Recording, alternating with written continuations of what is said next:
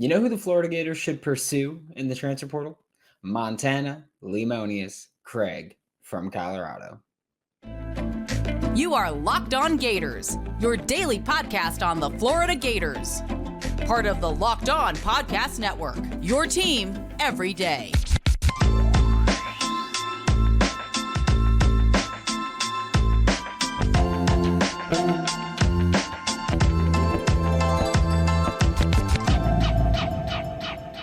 Hello and welcome back to another episode of Locked On Gators, part of the Locked On Podcast Network, your team every day. Thanks for making Locked On Gators your first listen of the day. We are available daily and free wherever you listen to the podcast. Happy Wednesday. I'm Brandon Olson. Find me on Twitter at WNS_Brandon. Find my written work with Whole Nine Sports, Giants Country, NFL 33.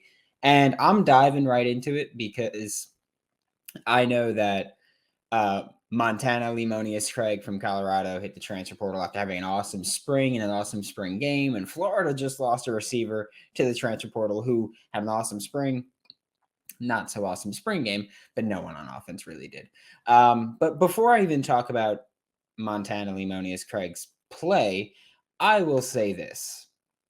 Shedeur Sanders, Deion Sanders' son, who is going to be the quarterback for Colorado, told his followers when Montana said that he was going to hit the transfer portal, Shedeur Sanders told his followers, hey, go spam him with why'd you leave, and all that.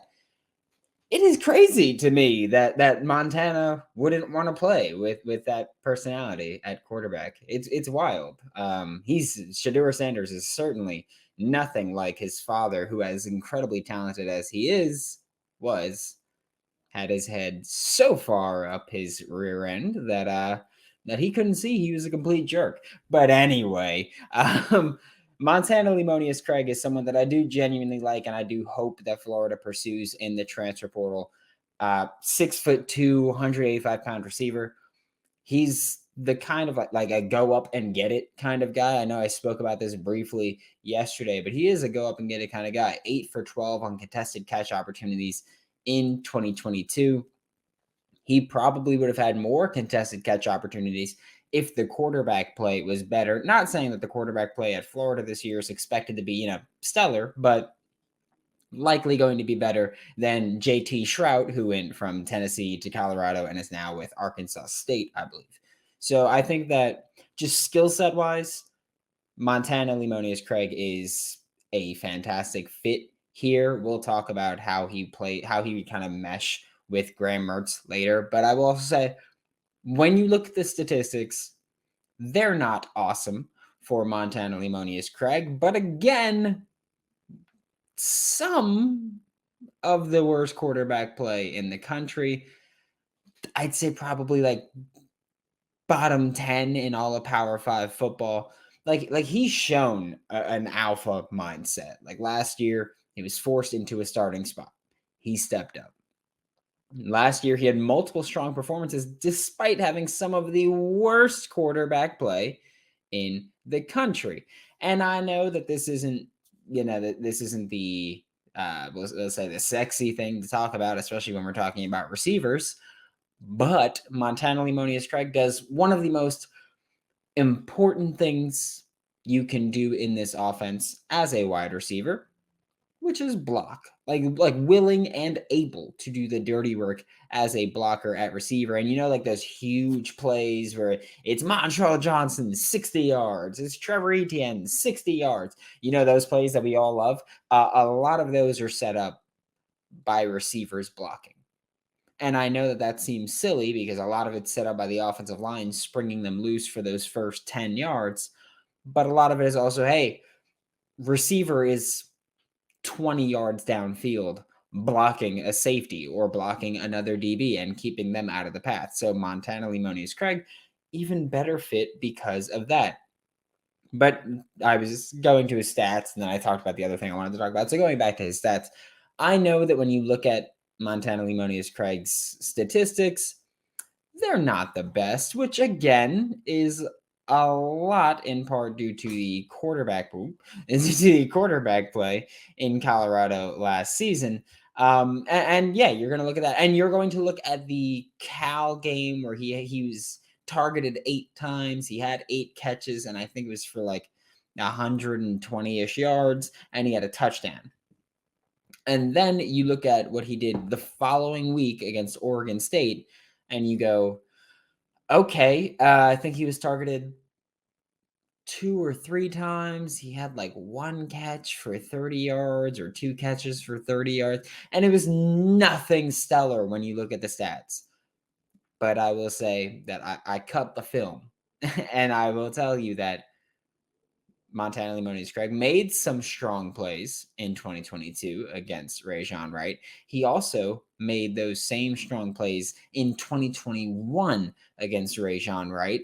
And I bring up Rajon Wright not to talk about, oh, Montana Lemonious-Craig kind of had his number at certain points. No, I bring up Rajon Wright to talk about Montana Lemonious-Craig had pretty solid film against an NFL cornerback. Like Rajon Wright is going to be in the NFL. Florida Gators fans, you may not remember him too much because I'm pretty sure he was the only Oregon State Beaver to opt out of the bowl game in Las Vegas. So maybe you didn't hear about him too much because of that. But like when you look at what he did against Cal, not a ton of NFL talent on that defense. Specifically, not a ton of NFL talent on that team, but that defense specifically. So you look at what he did against Cal, and it's like, yeah, he bullied them. Like he did what he should have done. 6'2", 185, already good at jump ball as it is. So yeah, he played well against Cal. I care about what he did against the NFL corner that he went against Rajon Wright. I care about what he did against NFL talent. And so that's why I'm like, yeah, I don't super care about what you did against Cal because that's not nearly as impressive. Oregon gave him fits, obviously, because Oregon, he was going up against Christian Gonzalez, who is a potential top 10 pick at cornerback. And outside of that, he just didn't play a ton of NFL talent at corner. That's kind of Pac-12 football. There's like a few guys every year, but there's not really consistently churning them out.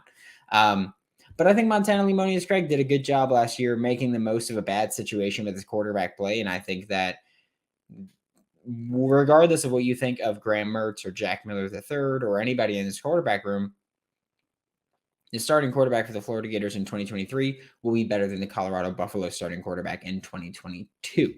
We will talk about how Montana Lemonious-Craig is going to kind of mesh with Graham Mertz, just stylistically. Obviously, I don't know how they're going to hit it off personally, but stylistically. But first, today's episode of Locked On Gators is brought to you by Built Bar because NFL draft is a day away, which means that, Memorial Day weekend, which for me is big, a month away. I am not in Memorial Day weekend shape, I will tell you that, but I'm going to get myself right with Built Bar. Built Bar is coated in 100% chocolate, which is fantastic for me and my sweet tooth. Most bars have just 130 calories, 4 net carbs, 17 grams of protein. It's beautiful. Also, they are finally in store with Built or BuiltBar.com or in store with local Walmart or Sam's Club. Also, they just launched peanut butter puff. That's right. So if you're one of the peanut butter fluff sandwich people, I'm not going to pretend I am. But if you are, then try that. And I'm waiting for mine to get delivered here because while I've never had a peanut butter puff sandwich, peanut butter fluff sandwich, I'm going to have myself some peanut butter puff. Thanks again for making Locked On Gators your first listen of the day. Every day, we are available daily and free wherever you listen to the podcast. Also, don't forget to like, subscribe, comment, review, do whatever it is. There it is, Dan. I got it for you. Dan is big homie Dan that I met at the Gotham Gator Club with Billy Napier speaking tour on Monday night. So that was awesome. But yes, now we're going back to actual talking Florida Gators football. And Montana Lemonious-Craig, if he were to come to the Florida Gators, like this is my sales pitch to you. Montana, if you're the type of guy that you search your own name and you do it on Twitter, where I'm going to have your name in this tweet, this is my sales pitch to you. This is my sales pitch to Montana Lemonious-Craig, and it's not going to be actually pitching anything to him, but I will say I sat down and watched Colorado games from last year on Sunday. Like a nerd, yes, but also like a masochist because we know I've watched the bowl game 4 times. I'm through my 3rd rewatch of the spring game, and I have probably 3 more to go, so that's super duper dope. But yeah, I went through Montana Lemonious' film, some of his film from last year, like a masochist, which I'm so sorry that you had to deal with the quarterback play that you had to deal with. And you can even look at the statistics, and you can watch Montana Lemonious-Craig and say, okay, he can do anything Billy Napier will ask him to do. And that's an important part, right? Obviously. And I'm not even going to talk about blocking. He's good at blocking. Great. Let's not harp on that. He's a wide receiver still, right? And not to make this joke like everyone did with Xzavier Henderson of like, oh, is he tired of running curl routes and being the orbit motion guy? Montana Lemonious-Craig, for a 6'2" receiver that's 185 pounds and like he looks bigger than 185 pounds, or I'm sorry, 190 that he's listed as. He looks bigger than that. Like he's just bulky. He looks bulkier than that. He is pretty damn clean when running curl routes. Like I know everybody made fun of Xzavier Henderson. Like, are you tired of running curl routes? Montana Lemonious-Craig, I don't think he's tired of him. I don't think he's tired of him because, yeah, like I said, he's pretty clean, and I think the best part about him is like you can't tell he's running a curl until he hits that break. Like a lot of receivers, you can see they kind of slow down into their break and then they turn. Montana Lemonious-Craig is like, okay, we're running the curl, bang, and he just quickly breaks, and that's an important part of selling the curl because, especially when you're 6'2" and 190 pounds, if you're going vertical, DBs need to be ready for that.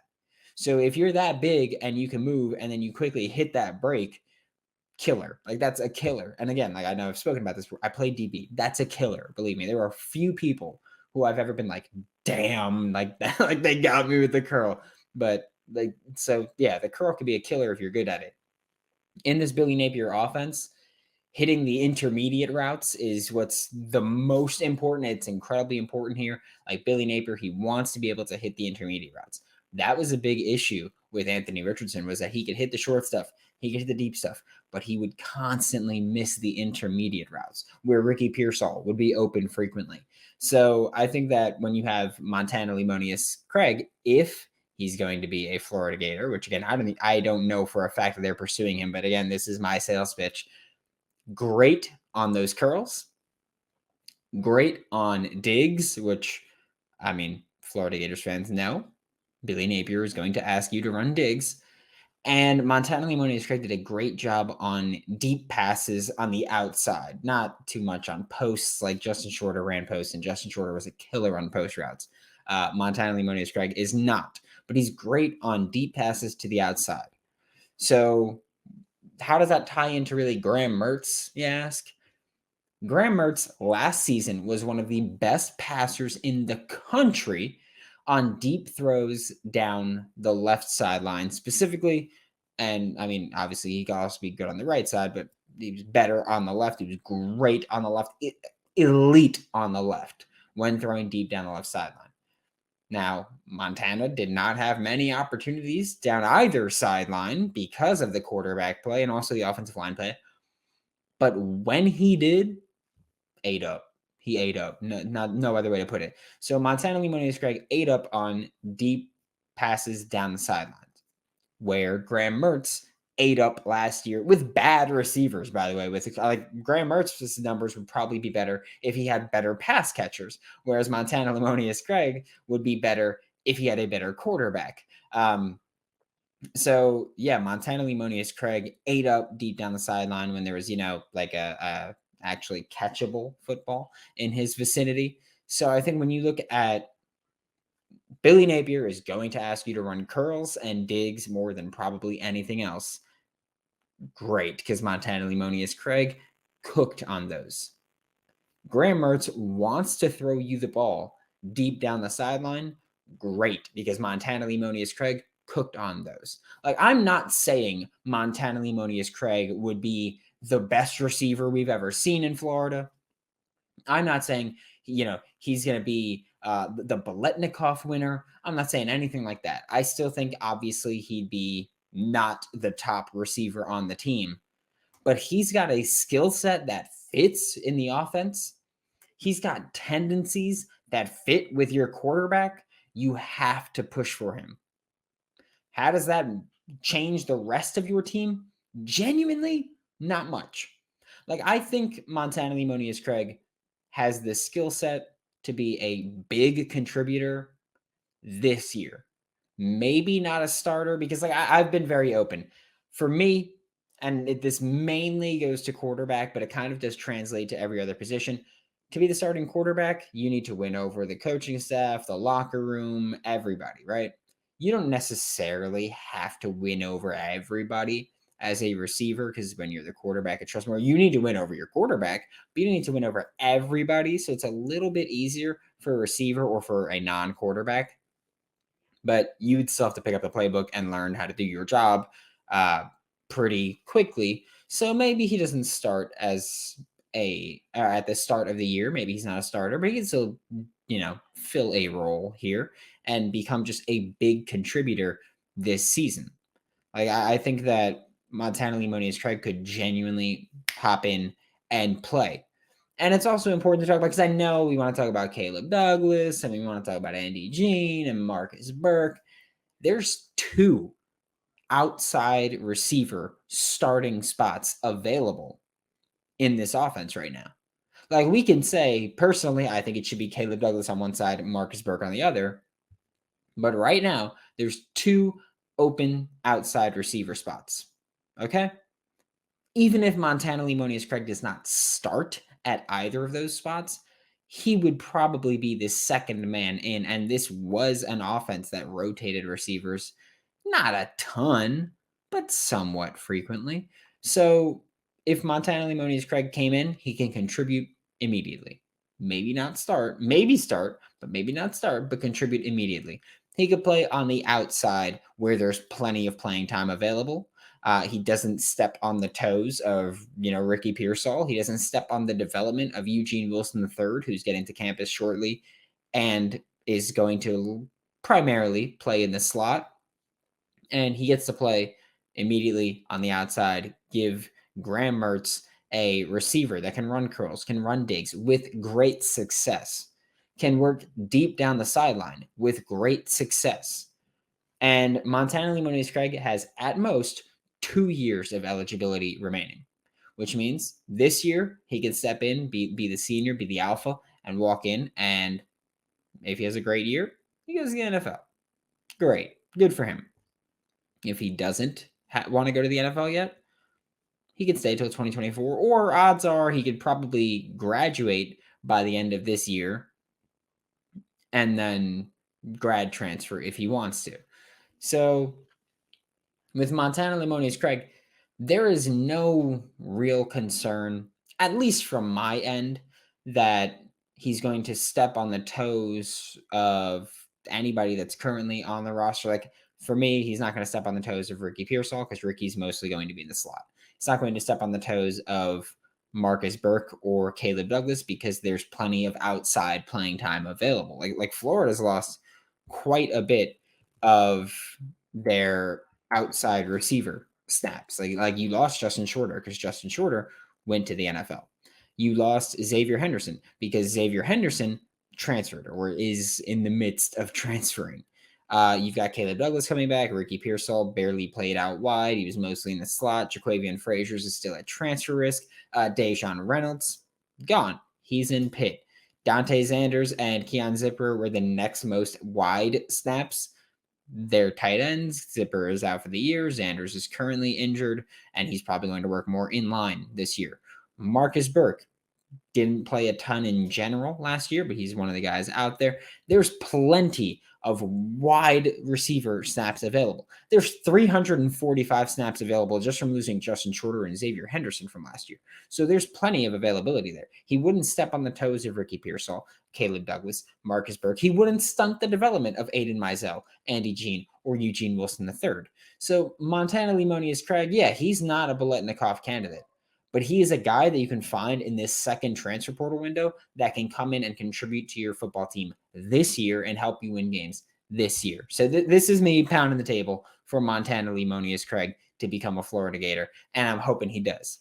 Thanks for making Locked On Gators your first listen of the day. Every day, we are available daily and free wherever you listen to podcasts. We'll be back tomorrow to talk more Florida Gators football. We'll be back Friday also, by the way, with John Garcia. So that's dope. But for Locked On Gators, I'm Brandon Olson. Don't forget to follow me on Twitter at WNS_Brandon. Find all my written work with Whole Nine Sports, Giants Country, NFL 33, and I will see you all tomorrow.